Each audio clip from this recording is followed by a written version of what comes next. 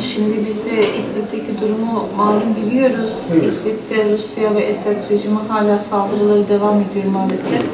Ve insanlar, oradaki sivil halk göçe zorlanıyor maalesef. Ciddi bir savaş suçu var orada ve ciddi bir insan hakları ihlali söz konusu. Rusya hiç sivil gözetmeksizin, asker sivil gözetmeksizin bütün ticarethaneleri, okulları, hastaneleri, binaları sürekli bombardımana tutuyor. Oradaki çaresiz halk da göçe zorlanıyor. Malumunuzdur. Şimdi biz dilimiz, dinimiz, ırkımız, kültürümüz, toprağımız her ne olursa olsun insanlığımızı kaybetmemeliyiz, insanlığımızı yitirmemeliyiz. Ve biz de bugün, yani her zaman kardeşlerimizin yanındayız. Şu anda çok zor bir kış dönemini atlatıyoruz. Şu anda kışın ortasındayız. Kış gerçekten şu aralar çok çetin geçiyor. Ve bu çetin kış şartları altında oradaki kardeşlerimiz biliyoruz ki sınırda çamur içinde kalıyorlar.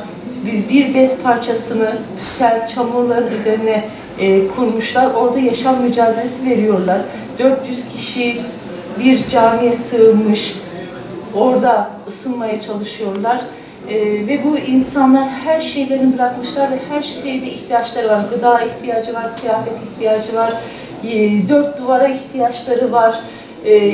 Yani bizim de bir nebze bu konuda onlara yardımımız olsun istedik.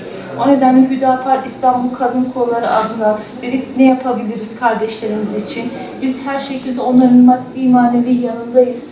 Desteklerimizi Allah razı olsun Umut Kervanı Vakfı aracılığıyla iletmek istiyoruz. Onlara destek vermek istiyoruz. Bir ülkedeki mazlumlar zalimlerin insafına terk edilmiş durumda. Ama bizim şu anda bunun dışında kardeşlerimize şunu söyleyebiliriz. Biz sizler için dua ediyoruz. Sadece Suriye'de değil, dünyada zulüm gören, zulüm altında olan bütün kardeşlerimiz için her şekilde dua ediyoruz. Bu inşallah ülkelerindeki kaos ortamı, bu kaotik durumdan bir an önce kurtulurlar. Savaş ortamı son bulur, barış sağlanır. Yani bu insan suçuna dair dünya ülkeleri, dünya liderleri bir yol yöntem üretir inşallah diyoruz. Sizin şahsınızda hem Hüdapar Partisi'ne teşekkür ediyoruz. Aynı zamanda tabii anneler böyledirler. Yani vicdanın sesi, herkesten önce annelerin vicdanın sesi olmaları aslında da çok önemli görüyorum.